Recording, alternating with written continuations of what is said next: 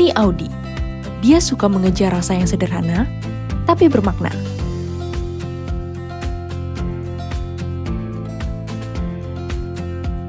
Ini Radit. Dia suka memperhatikan detail dari kemasan, tekstur, hingga cerita di balik setiap gigitan. Hari ini mereka nggak cuma mau beli coklat, mereka mau menemukan rasa yang punya cerita.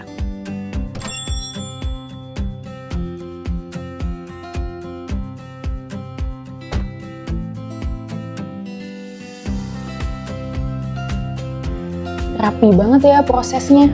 Iya nih, kelihatan banget kalau setiap prosesnya dikerjain dengan serius.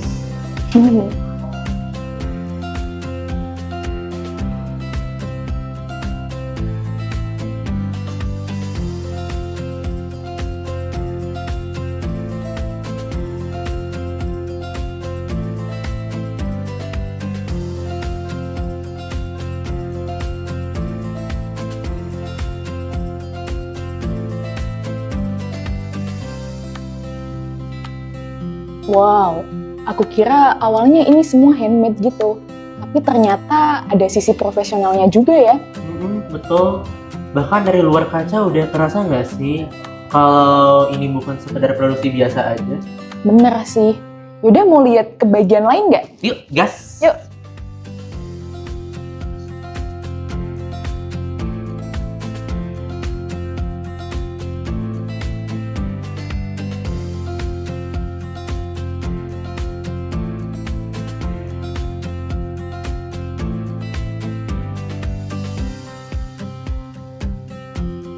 Wow. Coklat di sini tuh kayak punya karakter masing-masing ya. Iya nih, kayak dari kemasannya, cerita di baliknya, bahkan pas aroma dibukanya itu punya cara sendiri nggak sih buat kenalin diri? Bener sih. Kayak tiap kemasan itu punya jiwanya sendiri. Soalnya kemasannya niat banget nggak sih? Bener. Kayak ada unsur budayanya, ada narasi di belakangnya. Bahkan setiap warna itu kayak udah dikurasi. Betul-betul, keren banget sih.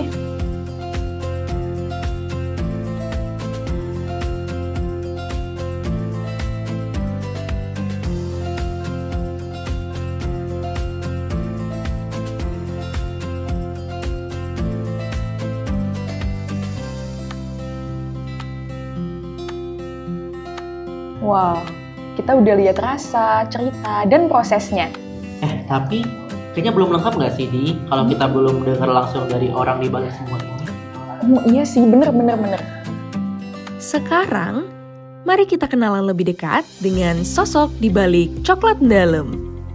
Halo, perkenalkan nama saya Wetnes Arya Yuda. Saya biasa dipanggil Yuda. Saya lulusan dari TPIHP UGM, FTP UGM masuk tahun 1999, beberapa tahun.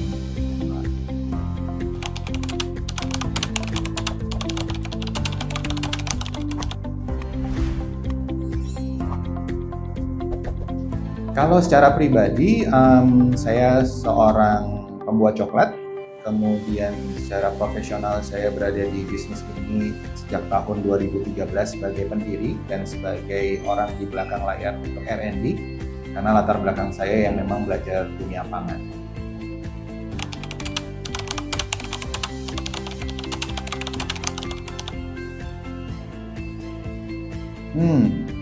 Pertanyaannya agak susah ya. Satu, mungkin karena latar belakang saya, yang kedua orang tua saya adalah dua orang wirausaha. Sehingga buat saya tidak mempunyai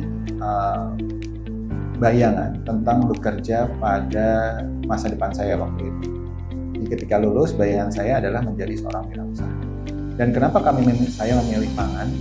Sebetulnya bukan spesifik pangan, bukan karena saya lulusan pangan. Tapi karena saya menghitung, waktu itu kita melakukan riset apa sih bisnis yang paling masuk akal di Jogja dengan modal terbatas, kemudian potensinya besar. Dan yang menjadi salah satu hasil riset itu adalah bisnis oleh-oleh. Yang kebetulan karena di Jogja itu punya potensi pangan yang luar biasa dengan rempah-rempah dan supply chain di tempatnya, maka kemudian itu yang kami pilih untuk membuat bisnis.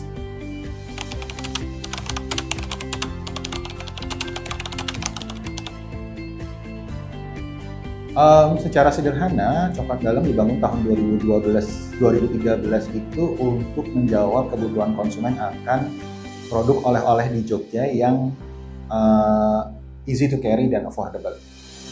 Jadi mudah dibawa kemana-mana, bentuknya simple, harganya terjangkau. Tapi along the way, dalam proses kami berpikir bahwa membuat sebuah produk yang bagus dengan latar belakang saya sebagai seorang teknologi pangan, itu kita bisa memasukkan unsur-unsur budaya dan unsur-unsur ke ala khasnya Indonesia, yaitu rempah, kopi, dan seterusnya. Itu yang kemudian kita pakai sebagai unique selling point dari Coklat Dalam. Jadi secara produk kita bicara tentang produk yang unik ala Indonesia, karena kebetulan kalau kita ngomongin coklat itu Indonesia sendiri sebagai negara penghasil kakao yang besar itu belum punya identitas coklat. Jadi kalau kita ngomongin coklat secara umum itu orang akan selalu punya bayangan bahwa coklat itu berasal dari Eropa. Dan coklat yang paling laku di dunia itu bentuknya milk coklat. Dan kalau kita bicara tentang coklat itu orang akan selalu membayangkan lembut, melting di mulut, dan kemudian seterusnya tanpa bisa membayangkan ada unsur Indonesian di dalam coklat tersebut. Nah, itu yang kemudian kita coba jawab bahwa sekaligus kita membuat sebuah produk yang laku, tapi kita bisa memasukkan idealisme kita sebagai anak Indonesia dengan latar belakang teknologi pangan yang bisa dimasukkan ke dalam bentuk coklat, yaitu kita memasukkan unsur Indonesia. Ada rempah, kemudian ada kopi. Itu di sesi-sesi awal ketika kita membuat coklat.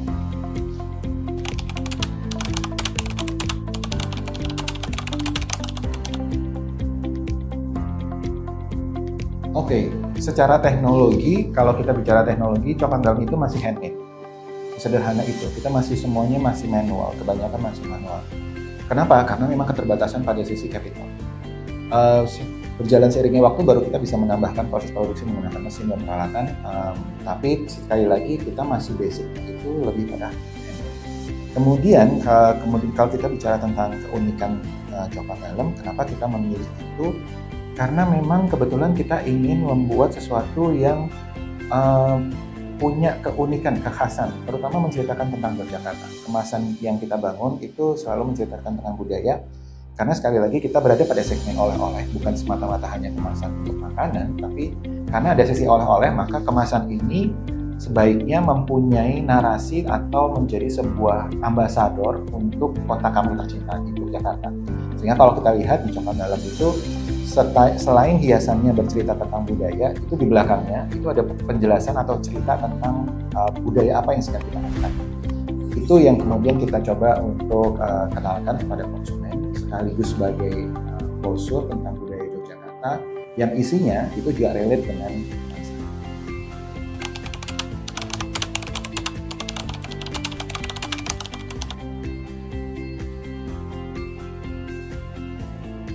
Oke, ini sesuatu yang sebetulnya tidak boleh saya sampaikan karena ini berkaitan dengan rahasia perusahaan. Omset itu agak tabu kalau dibicarakan gitu ya. Saya akan sampaikan nanti di kelasnya kita akan ngobrolin tentang omsetnya, tapi nanti di kelas tertutup aja ya. Tapi kalau teman-teman mau bayangin gini deh, teman-teman Kesatria Pangan bisa bayangkan kami itu berada di Jalan Bayangkara 23, sebuah area di tengah kota Yogyakarta. Kami di sini statusnya masih menyewa bangunan ini dengan biaya sewa yang cukup lumayan. Kalau teman-teman bisa bayangin menyewa di daerah tempat di sekitaran pusat kota Yogyakarta itu biayanya berapa. Saat ini kemudian ditambah lagi, kami saat ini punya sekitar 15 karyawan, dan kalau teman-teman bisa hitung maka berapa kebutuhan per bulan kami untuk biaya karyawan, operasional, sekaligus sewa bangunan, dan kami masih mendapatkan profit. Jadi dari kisaran situ teman-teman bisa membayangkan omsetnya berapa. Saya nggak bisa sebutkan angkanya karena ini kemudian nanti bisa berbahaya gitu ya kalau kemudian bocor ke orang yang tidak berkepentingan. Tapi teman-teman bisa bayangkan omset kami cukup kok untuk bisa membuat kami berbahagia.